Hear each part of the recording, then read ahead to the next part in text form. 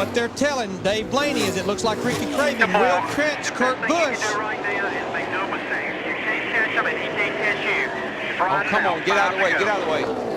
And the hopes will be while they're racing side by side, he can get up there with these guys, but they better hurry. 5 laps to go. But Ricky Craven is only a half a second back.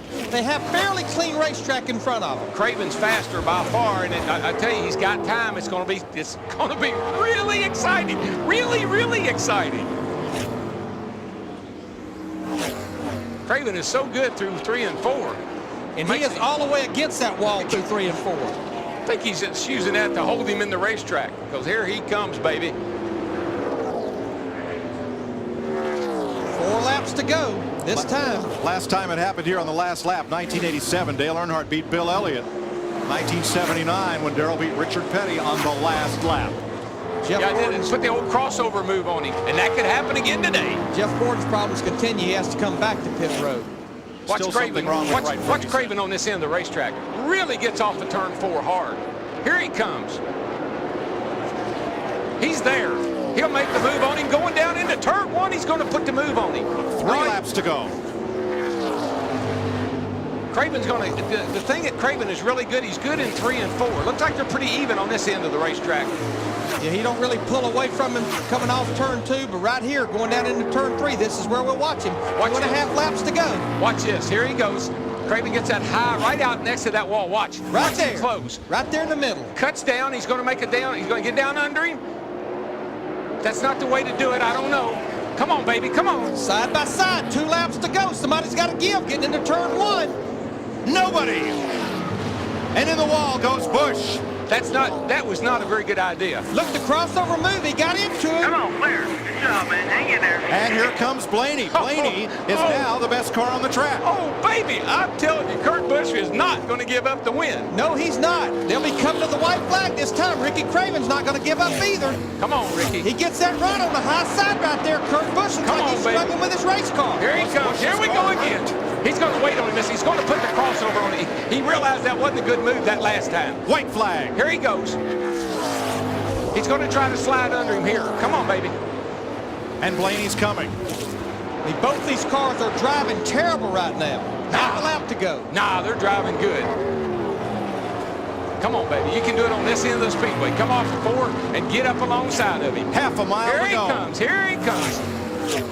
Who's going to get off? Here he comes. Here he comes. He's got him this time. It's going to be a drag race. Wow! They touch. They touch. Craven got him. Craven got him. Craven got him. And Craven. All right. What a finish. have you ever? No, I've never. Wow. What a finish. That is one happy group right there. That's one great race. I'm going to tell you, it's the goodest race I've ever seen at Darlington. Scott Miller gets his first win as a crew chief. Pontiac gets a win. Kyle Wells' engine program gets a win. First year for that engine program. And for the 5th time in Darlington history, a race is settled with a last lap pass. We didn't have a last lap pass for the win last year. That's the end of that. That was at the start finish line pass there. What a race. I gotta see this again. I do too. Let's watch.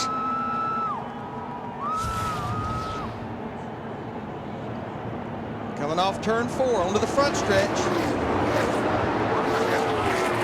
That's about as close as it'll get right there. And this right here, I don't know what kept them from both wadding them up down here in turn 1, but bam, oh boy, Craven really shot out into him.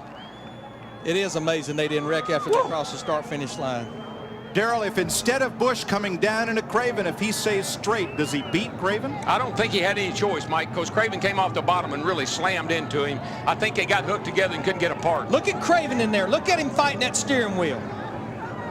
And it's a good thing that Pontiac's got the kick out on the nose. Yeah, that was the difference. But he wouldn't have won. Look at how close this finish is.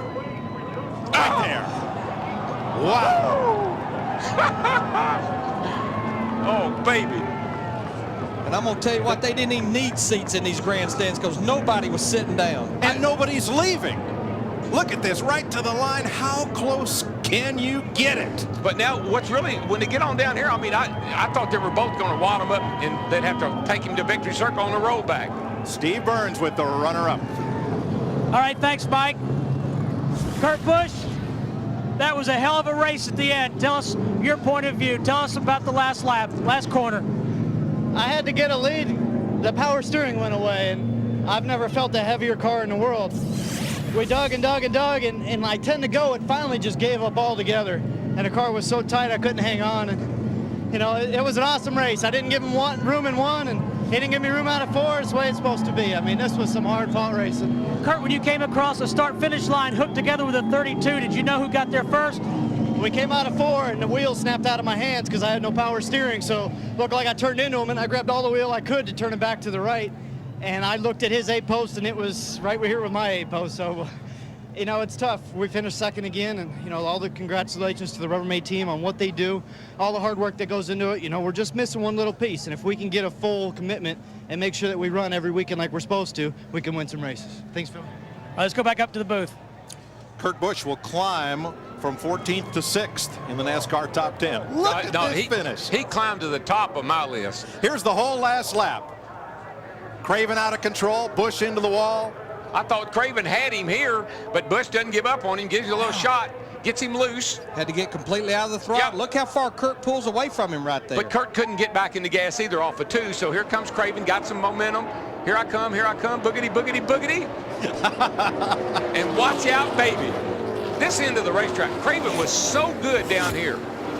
Boy, look at the run he got on the high side right there. And he comes to the white flag and has one more opportunity. And here's what he knew this time. He said, okay, I made the mistake last lap. I tried to pass him going into 1. It didn't work. He's not going to give me that line. I'm going to set him up down here where I know I'm good.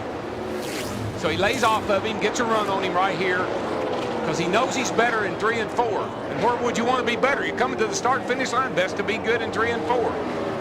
Here he goes. He gets up there. Now, watch him nail the gas. Makes a run up on it. He says, I got to go to the bottom. Busch wiggles a little bit, and here he comes. And Craven just, bam, got loose. And if Kurt hadn't been there, I think he'd hit the wall. 8 wheels was better than 4 right there. Got that right, baby. This is some great racing, man. And for all you fans out there that says NASCAR racing has been boring lately, take this. I'm telling you. Like those cars were welded together. Well, you think about Kurt Busch and Dale Jarrett at Rockingham. Now Kurt Busch and Ricky Craven here today. Let's go to Gatorade Victory Lane, Dick Berggren. Ricky Craven, congratulations. Come on out of your race car, my friend. Ricky Craven drove the wheels off it today. The crew is cheering him as they should be. What a run. Oh, here we go. Everybody gets wet.